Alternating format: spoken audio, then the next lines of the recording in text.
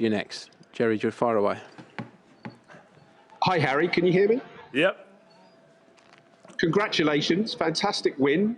Seems like you lit up Wembley tonight. Is it coming home? Well, I mean, we've got one more game to go. You know, what a fantastic tournament it's been so far. Different type of win today. We had to dig deep against a very good Denmark side, and yeah, we got the job done. So of course, what an opportunity being at Wembley for the final of our first European Championship as a nation. So I mean, we'll enjoy this one, but of course, the focus turns straight onto Sunday. We recover well and then try and prepare for that. Just tell us what went through your mind when you saw Kasper Schmeichel saving that penalty. Yeah, I mean, as a penalty taker, like I said before, sometimes the keeper dives the right way. And to be fair, the penalty weren't executed as good as I've obviously done in the past. So fortunate to see it bounce back. But look, that's football. Sometimes, I've said it all along as a striker, sometimes it just falls your way, and thankfully it did tonight. Thanks, Jerry. Next we go to Gabriel Marcotte. Hi, Harry. It looked to me like, relative to the earlier games in the tournament, in the last couple ones, you've been dropping a little bit deeper occasionally, mixing things up and taking advantage of Sterling's or whoever else was wide, their runs beyond. Is that something conscious or just something that happens organically in the game? Yeah, I mean, I've said all along, obviously, it's part of my game, and I like to kind of assess the opposition on the game day and see how they're setting up, see where the space is.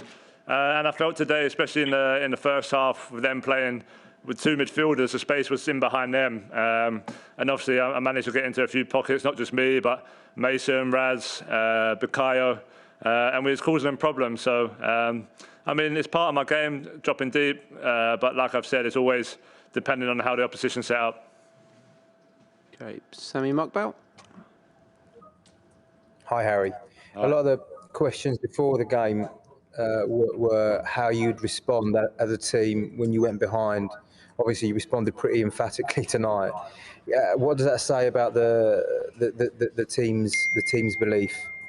Yeah, I mean, we said all along, kind of into the build-up, we can talk as much as we want and talk about how we've learned from 2018, and it's about doing it on the pitch, and we definitely showed that today. Like I said, first time we've been behind.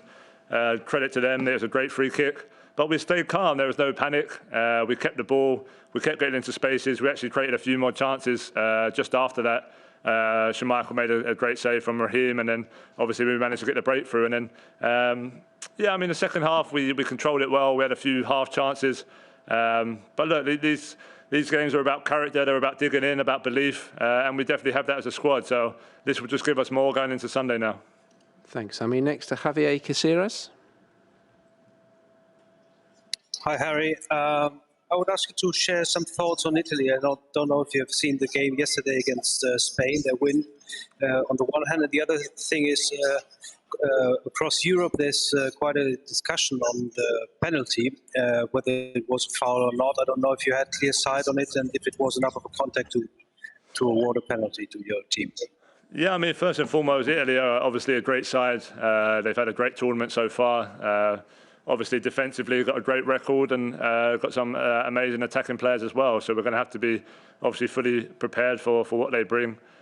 In terms of the penalty, from live, I thought it was a penalty. Obviously, I haven't seen it back yet. But I mean, I thought I should have had a penalty as well in the second half. So that's football. Sometimes they go your way, sometimes they don't. It probably evened itself out throughout the game today. Thanks, Javi. Duncan Wright.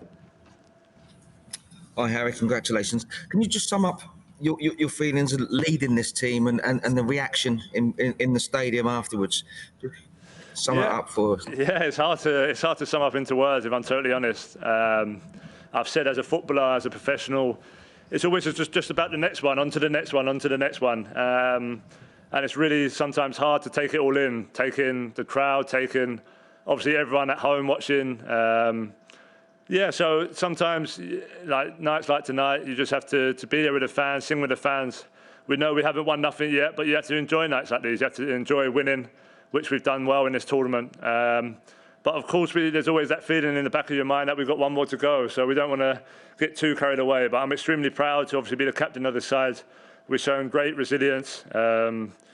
we're a credit to each other, not just the players who play, but the whole squad, the staff. And look, we're excited for obviously a final on our home ground. Thanks, Duncan. Alex Howell, BBC Sport. Hi, Harry. Congratulations. Do you think the way you managed the game at the end shows how you've grown as a team? And how tempting was it to go for that third goal?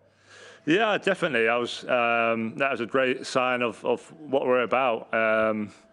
Obviously, there was a couple of times where you thought about maybe running into the box, trying to get the third. But that shows the team, this unselfishness of the team. It was all about winning today. And I think we ended up keeping it for a good few minutes towards the end of the game and really killed Denmark off. So, yeah, look, that's part and parcel of winning. You have to be brave in them moments, get on the ball, trust each other. And that's what we've done today. So, but like I said, full credit to Denmark. They gave us a great game. They've been a credit to themselves throughout the whole tournament, so they should be proud. But of course, it was our night tonight, so we should enjoy it. Thanks, Alex. Joe Prince-Wright, NBC Sports. Hi, Harry. Congratulations on the win. Obviously, for you, the tournament started slowly, but now it's all about a team of. Have you got your eye on that gold boot? You've already got one from the Premier League this season. Are you thinking about getting a couple in the final to take the golden boot home as well as a trophy? Well, I mean, golden boots are always a bonus, and of course, if I end up winning that, it means I'll probably end up scoring 1 or 2 goals in the final, which gives our team a great chance of winning the whole thing, which is the ultimate goal and obviously all of our aims. So, yeah, look, if we end up winning it and I don't win a golden boot, I'm not going to be too fussed if I'm totally honest. You know, as a striker, you want to help your team, and obviously scoring goals is a big part of that. So, thankfully, I've been able to do that so far in this tournament. And yeah, we go into Sunday with loads of confidence. So, let's see what happens. Thanks, Joe. We've got time for 2 more, starting with Simon Peach and PA. Congratulations, Harry. You're going to be the second man in history to lead England out in the final. You're doing it at Wembley, following in the footsteps of Bobby Moore. Can you just sum up, can you even sum up what that's going to feel like and the opportunity that you've got? No, it's going to be an amazing occasion for sure. Like I said, extremely proud to be leading the boys out in any game for England, no matter making history and getting to our first final. So, yeah, I mean, as the game gets closer, I'm sure the excitement and the nerves will kick in, and it's going to be a special day. But of course, there's going to be a winner and a loser, so we've got to make sure we're on that winning side. We want it to be a special day for everyone, gone after the 90 minutes as well, after the 120 minutes. So, yeah, looking forward to it. I know all the boys are buzzing. What an occasion to see the fans like they was after the game. So, yeah, it's hard to take it all in at the moment, but I'm sure we'll all enjoy it for sure. Thanks, Simon. And we'll finish with Jonas Dalgaard from Bold DK. Hi, Harry. This is Jonas from Danish media. You gave credit to the Danish team for the performance today. Can you elaborate how it felt playing against the Danish team and what you made of their performance? Yeah, they're a really tough side. They played great football. We found it difficult at times to press them. They got out of the press pretty well and obviously created a couple of chances. So obviously they went 1-0 up with a great free kick. They got great individuals, but I think their biggest strength is just their togetherness. And I know a lot of people have been talking about Christian and what that's done to the team and galvanised the team. But to be honest, I think they've had that all along. You know, we played them in the Nations League, and they was very tough to break down. A very tough team. They don't get beaten too often, so we had to go the whole way today. We had to go into extra time to get the job done. So, like I said to them after, they should be proud of what they've achieved. That's football. Sometimes it goes one way or the other, and thankfully for us, it went our way today. Okay, thanks everybody. We'll conclude it there. Thank you.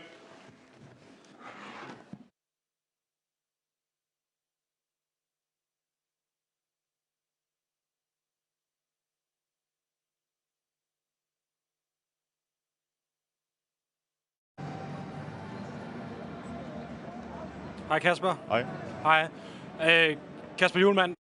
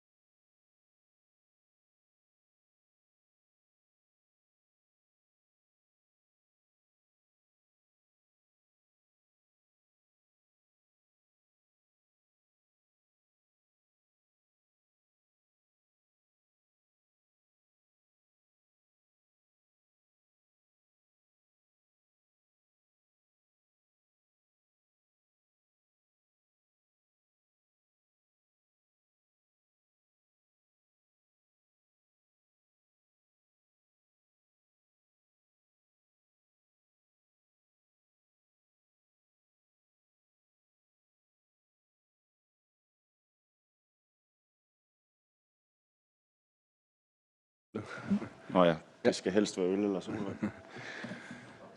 Welcome to this press conference. With us we have our national team coach Kasper Hjulmand and Martin Braithwaite, and we'll do a short introduction by Kasper, and then open for questions. When you ask in English, we'll answer in English. Og når I spørger på dansk, svarer vi på dansk.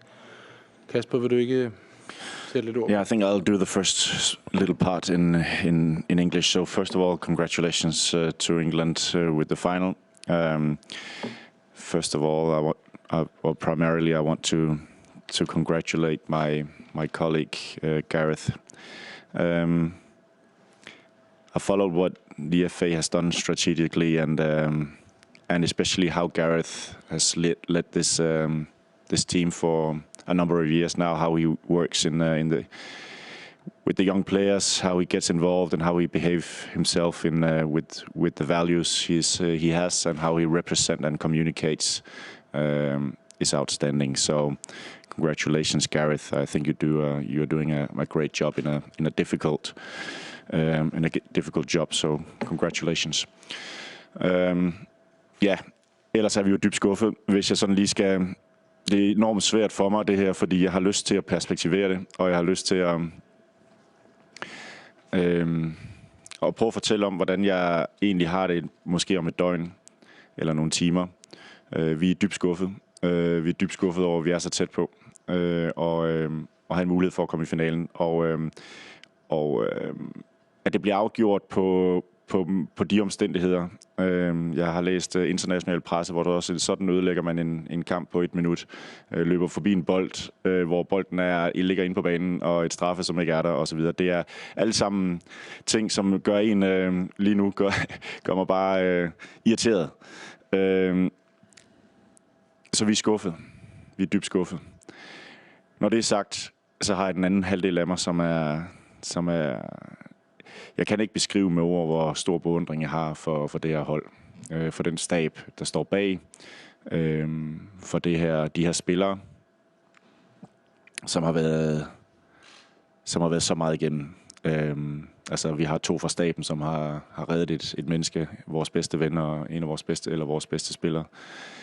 Vi har kæmpet som sindssyge. Vi har spillet god fodbold. Vi har indgrebet sammen med Italien mest til den her slutrunde. Og så taknemmelighed for Danmark. Taknemmelighed for hele befolkningen. Vi havde brug for støtten. Vi havde brug for opbakningen på et tidspunkt, da det her skete. Og fra dag af, der har vi bare mærket opbakning og støtte og kærlighed. Og det har været fantastisk at mærke, og vi er dybt taknemmelige for det. Ærgerlig over, at vi ikke tog det sidste skridt ind i finalen, men en ting, jeg kan sige med sikkerhed, det er, at vi kommer til at angribe igen, og fremtiden er fyldt med håb og tro. De her gutter, de er outstanding, og hele landet, I kan være stolte af de her spillere. Sørg for at give dem alt den kærlighed og respekt, I kan de næste dage, det er bare en fantastisk gruppe, som har gjort mig outstanding, altså helt vildt stolt, og de har også gjort Danmark stolte. Så kæmpe respekt fra min side til det her fodboldhold, de her spillere. Fantastisk. Tusind tak, Kasper. Vi åbner for et par spørgsmål på dansk først fra Mikkel Lundby fra Ritzau. Værsgo, Mikkel. Jamen, så vil jeg spørge Martin, om han kan følge Kasper Hjulmand i det, han siger. Altså, det I har præsteret ved den her slutrunde, det sammenhold, I har vist, det gode fodboldspil, I har vist. Er det ikke noget, der giver håb om, at der ligger noget endnu større venter for jer og for de danske fodboldfans i de kommende år? Jo, selvfølgelig. Der er ikke nogen tvivl om, at vi lige skal slutte den her. Og så, som Kasper siger, så angriber vi igen. Og selvfølgelig er der en stolthed. Men vi er sindssygt skuffet nu, fordi vi har virkelig troet på, at der var mere i det. Og specielt måden, som vi taber på i dag, det gør det lidt sværere at rigtig forstå. Fordi jeg følte ikke, at det var en helt fair måde. Men ja, jeg skal passe på med, hvad jeg siger. Men vi er skuffet. Men 100%, når vi lige kommer over det her, så angriber vi igen. Vi har en fantastisk gruppe, og hele landet er bag os, og selvfølgelig kan vi gøre noget stort. Tak Mikkel. Vi tager et spørgsmål fra Mads Velas fra Ekstrabladet. Mads, værsgo.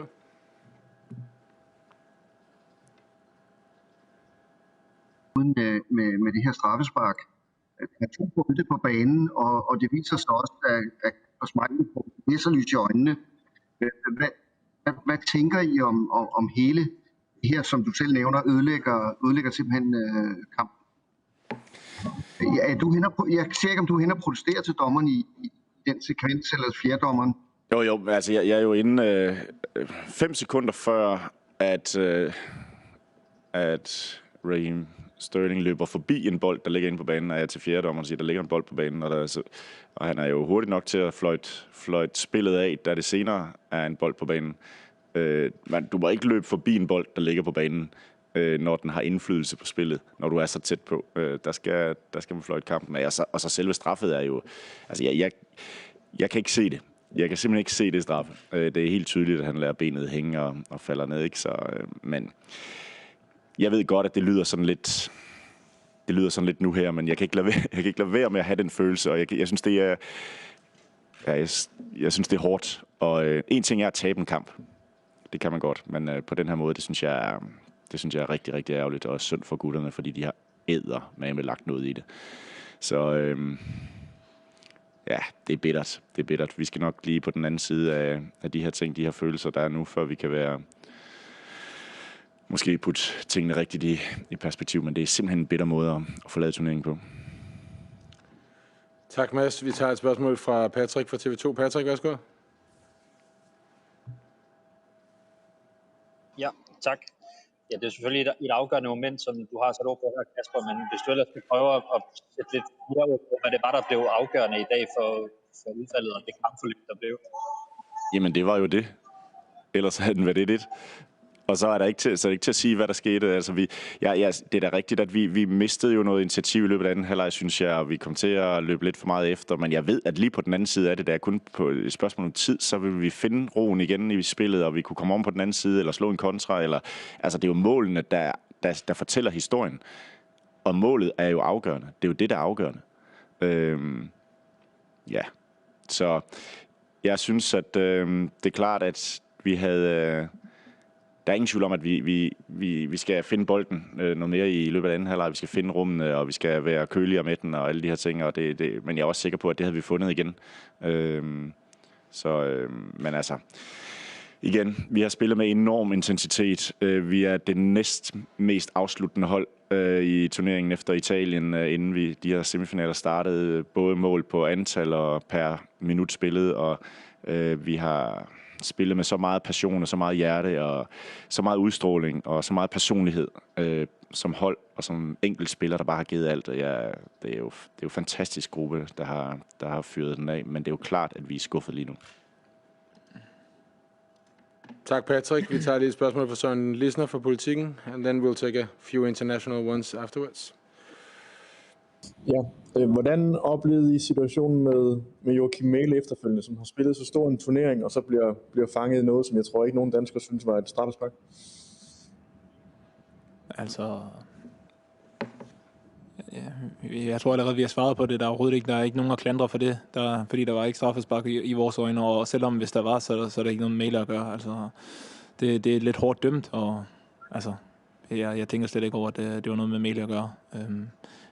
Jeg ved ikke engang, om han dømmer den på Mæhle, eller om han dømmer den på Mathias. Det ved vi ikke, fordi vi ved ikke rigtig, hvem der rammer ham. Men altså, Mæhle har været fantastisk, og det har været en kæmpe oplevelse for alle sammen at se ham i den her turnering, og det er også det, folk vil huske, når de tænker på den her turnering.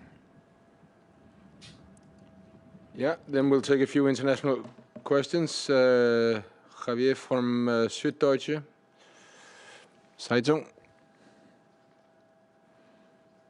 Yeah, I have one question for Martin.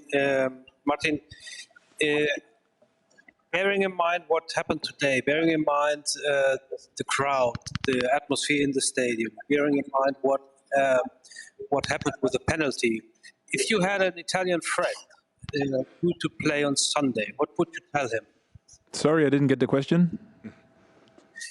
What would you tell if you had an Italian friend who was due to play a final in Wembley in a similar atmosphere? What would you tell him, bearing in mind the crowd, the atmosphere in the stadium, and the penalty you received in the end of the game. I'll just tell them to go and play the game because that's what we did today, and we almost won. Just the penalty decided the game, so I would just say they have to go and play the game. Thank you. Gabriel from ESPN. Jeg fatter det ikke.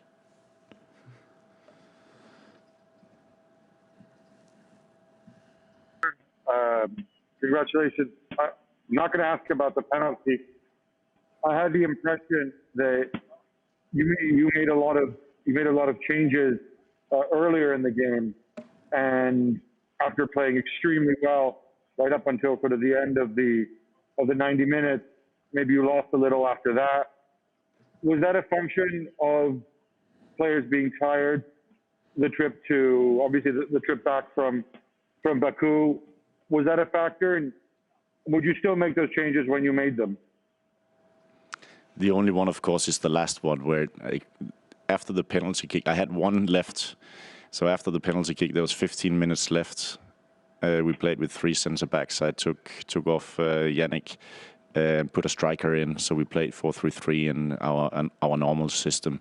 And just the minute after, Matthias was injured and was taken out, so we played with 10. It's incredible that happened, but you can always say, should have done that. The others, there was a lot of struggles. Delaney had an injury. Andreas Christensen had an injury. He had to go out. There was a lot of tired legs, so some of them were, I think only one of them was actually, a tactical, not a tactical, but a player who could play more. The rest was a lack of intensity. Thank you. Vi tager de sidste 2-3 spørgsmål her. Patrick igen fra TV2. Patrick, værsgo.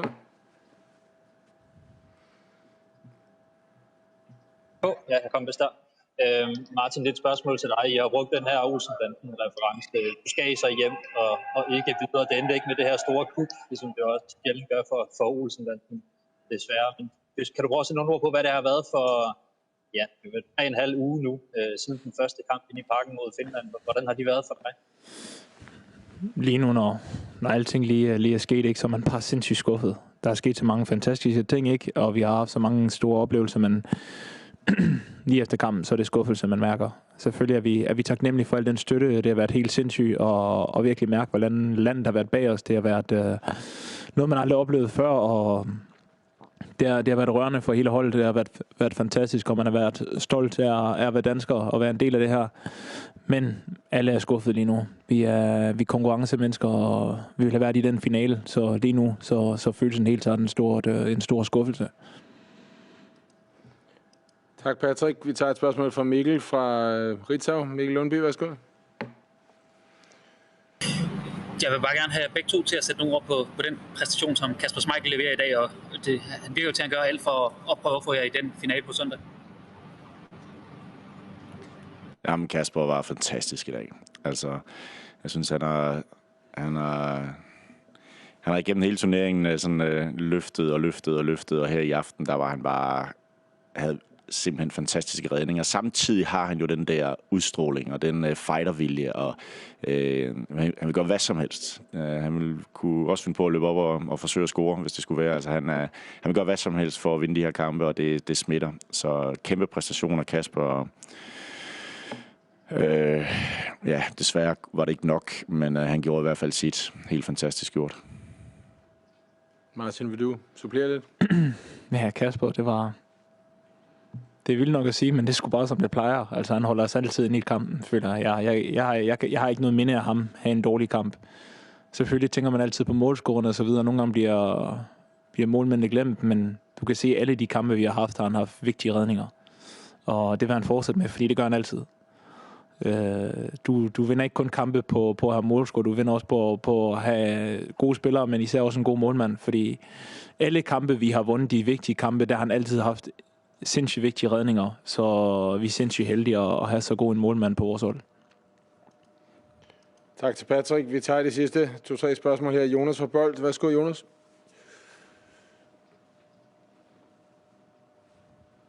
Tak for det. Jeg kunne godt tænke mig at høre lidt om oplevelsen ved at komme herover på Wembley og spille, efter I har haft hjemmebane, som I har kaldt de sidste alle kampe i EM. Hvordan var det at spille her på Wembley, og havde det nogen indflydelse på spillet? Altså, jeg ved ikke, nu kan Martin svare bagefter. For mig er det bare fedt. Altså, det er ikke, om det er det ene eller det andet. Selvfølgelig kunne jeg godt have tænkt mig, at som det er til knockout-kampe normalt til det hjemme, at den ene halvdel havde været rød og hvid, og den anden havde været med engelske fans. Men det var jo ligesom en hjemmekamp. Alt var lagt i scene, som om, at det var en hjemmekamp. Og det var en hjemmekamp for England. Og det var ikke kun fansene, men det var også fra, hvad der kom ud af mikrofonerne og alle de her ting. Ikke? Så det var sat op, men det motiverer. Hvis du fisker efter, at det var... jeg tror kun, at det animerede os. Jeg tror kun, at det fik os på stikkerne. Alle nyder, at der er fans på lægterne. Men selvfølgelig kunne vi godt have tænkt os 30.000 danskere, hvis vi havde haft muligheden. Jeg er helt enig med Kasper. Altså, som fodboldspiller vil du spille foran fans. Altså, det er fansene, der gør det specielt at være fodboldspiller, og det er dem, vi spiller for. Når vi går ud uden fans, er det bare ikke det samme. Så vi er glade for at bare have fans på stadion, men selvfølgelig vil vi gerne have haft nogle flere danskere med nu, når det var en semifinal, og selvfølgelig, når man spiller hjemme, så kan man have en form for indflydelse på kampen, og jeg tror også, det var en af de ting, der gjorde, at vi måske ikke vandt i dag. Jeg snakker ikke om spillet, men jeg skal også passe på med, hvad jeg siger. Steffen Gronemann fra BT får lov til at stille dagens sidste spørgsmål. Steffen, værsgo.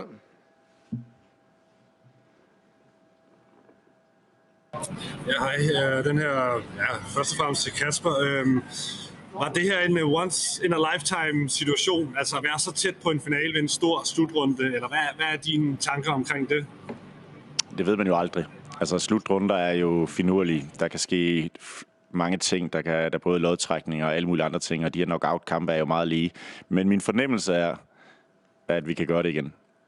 Min fornemmelse er, at jeg tror, at vi kan komme til at blive endnu bedre.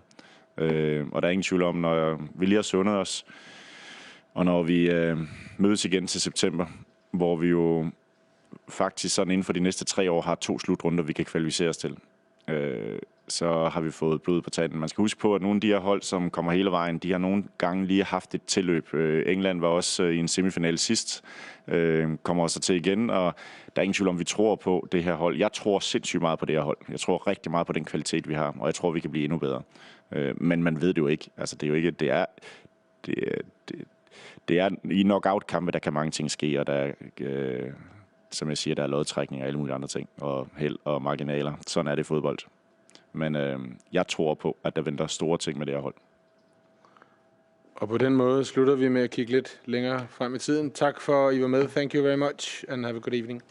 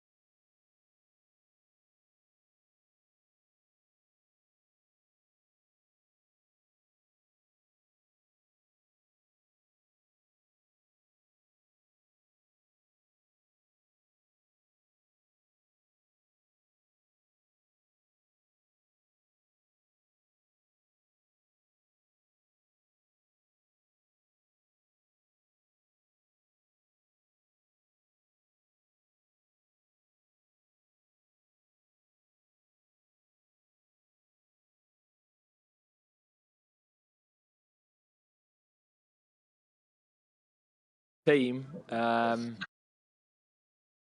Press Association. Congratulations, Gareth. Nice bit of feedback again, as always. What does this mean to you, the team, and the nation? Nice, easy question for you. Well, I think I can answer for the team. They've responded to what was always going to be a really challenging night. You know, we were so smooth through the quarterfinal, and you know, relatively unscathed through the second round. So we knew that at some point we were going to concede and we would have to respond.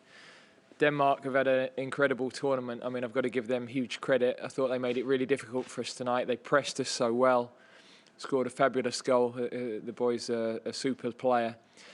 And but I think on the balance of play, you know, when you look at the number of saves we forced the goalkeeper to make and long periods of the game where I felt we were the biggest threat, I think we deserved it. And yeah, for our country, I mean, I've not heard this new Wembley like that ever, and to be able to share that with everybody and share it with everybody at home is very special. Thanks, Simon. Sammy Mockbell, Daily Mail. Hi, Gareth. Hi, Sammy. It must have been pretty torturous for you that whole 120 minutes. Can you talk a bit about the emotional roller coaster that you personally went through?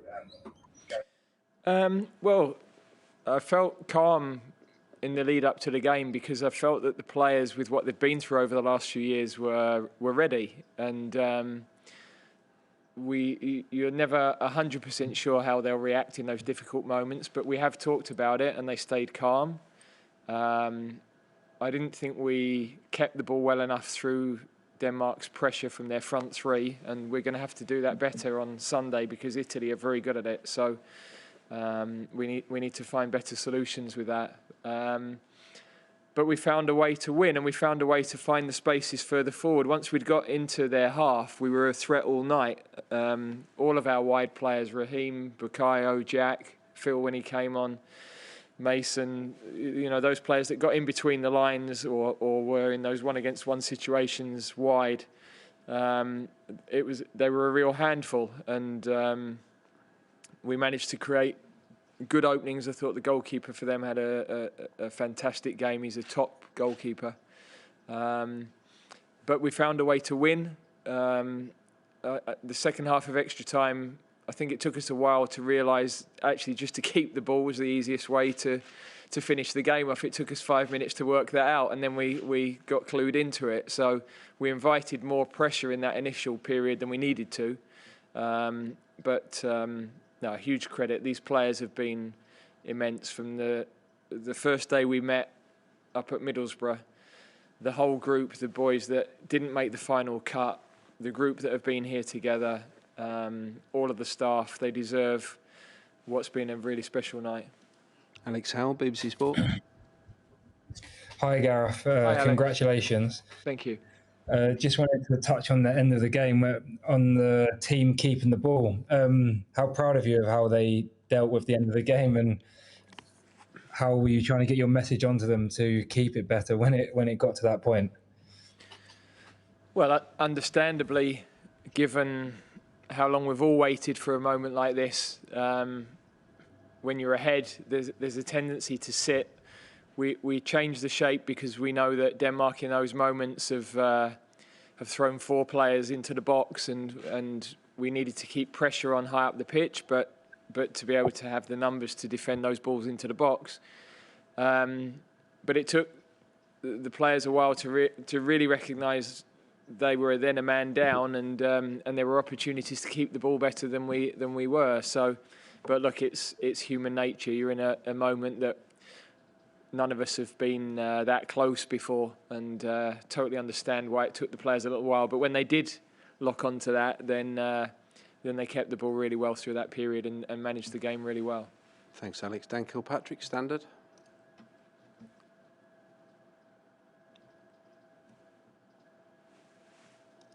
Dan, we can hear you now. Can you hear me? Yeah, we can. Yeah. I just want to ask you about Italy. Do you feel that's going to be the biggest test for your players so far, and particularly in terms of the experience they have at centre half and Bonucci and Chiellini? You know, how kind of canny do your forwards have to be to get the better of those two? Well, the whole team, you've only got to see. I mean, I think Denmark have only lost 4 matches out of 30 odd. Italy's record is even better than that. They've been a top team for the last couple of years. We've followed their progress closely. We know the way they play. They play with great energy. They play with great style. They're, as always, difficult to score goals against. So, you know, that without doubt they deserve to be in the final. They've beaten 2 top teams to get there in Belgium and Spain. So it's the biggest possible test we could have with a day less to recover. But we've got to prepare from now, and of course it's wonderful to have that opportunity to take them on. Thanks, Dan. Simon Evans, Reuters. Hi, Gareth. Just on the first time the team have been behind in a game, and they seem to handle that obviously very well and reacted to it. But also just going towards the end of the 90, the sort of last 10 minutes of the game, there didn't seem to be an excessive panic about going into extra time. Was that something you were saying to the team, that you got a good bench, you got a lot of energy left to win it in 120 if need be?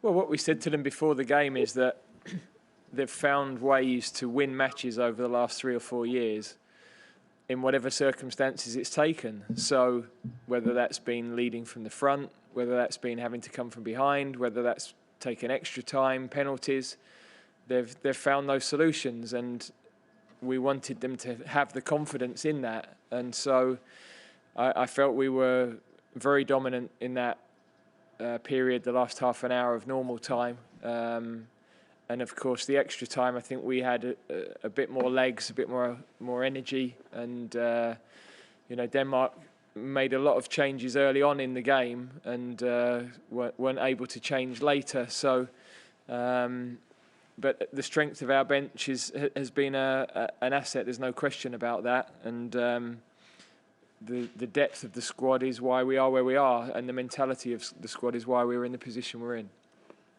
Paul Joyce, Times. Hi, Gareth. Is it possible to check which players have ended the night with knocks? And also, could I just ask you about the substitution of Jack? It's a very brave substitution, but I guess at that point, it's just what's best for the team. Yeah. At the moment, it seems like everybody's come through the game okay in terms of injuries. But I'm not sure this is the best moment to assess everything. So anyway, they're not reporting anything. Yeah, we felt that we know the way Denmark have gone in their previous matches. They've had very clear strategies when they've been behind. They've gone with 4-2-4 basically and thrown everybody forward. And we needed to keep pressure on at the front, but to have the numbers there to deal with the balls in the box. And in the end, Raheem was causing so many problems and was so difficult to play all night that it was going to have to be Phil or Jack to come off. And yeah, we made that decision. Not an easy one, but Jack has totally understood it. And in the end, he said to me, "Well, Gaffer, it doesn't matter." Not really bothered, really. We've got to the final. But I must say, I thought he had absolutely the impact we were looking for at the moment when he came into the game. I mean, Bukayo had actually settled into the game. He started a bit nervously, but he was playing well. But we just felt that Jack could give us even more at that moment. And Raheem running at Vestergaard on the other side was a change we fancied seeing as well. So all of those attacking players with Harry as well gave a fantastic contribution tonight. Okay, Jonas Dahlgaard, Denmark. Hi, Gareth. We just had the Danish press conference, and both Kasper Hjulmand and Martin Braithwaite felt a bit unfairly treated in the situation with the penalty, and whether there was a ball on the field as well. How did you see that, and do you understand that they can feel unfairly treated? Yeah, look, I think I saw the ball on the pitch, so I wasn't sure how that would be dealt with, but I saw a game in England before where that happened and the goal wasn't disallowed. I haven't really seen the penalty situation, but a lot of people have asked me the same question. But I think on the statistics of the game, the number of saves, I mean, Kasper had an incredible game in goal, and I think we had the better of the chances and we created far more chances. So probably on the balance of the game, I think we deserved it. But if you're to say to me that the penalty was soft, I can understand. I'd also just say I think Denmark have had an incredible tournament. I was talking to Simon Kjær at the end. His leadership, the way the team have played, the way they've responded to everything that's happened to them has been immense. They gave us an incredible game. We knew it was going to be difficult. We knew that before the autumn. We knew that from the games in the autumn. And they've got some very, very good players, and the coach has done a fantastic job. So they played an incredible tournament. Thanks. Rob Harris, AP. Hi, Gareth. Congratulations. Thank you. Have you had a chance to deliver a message to your players yet about the scale of this achievement on the pitch or anywhere, obviously, all the and how hard was it making changes earlier, given the number available these days? Well, I think that we felt the team were playing well, so there's a risk that you feel the need to make changes and affect the game when, if the team are playing well, maybe you don't need to do too much. You know, all of the players that came into the game had a positive impact. It gave us the chance to have some freshness on the pitch, of course.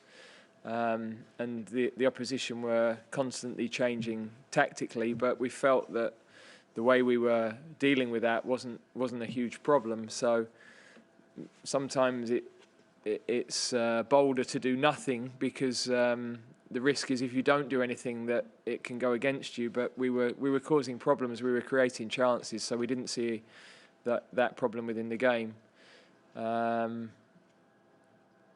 Yeah, sorry, Rob, I've forgotten the rest of the question.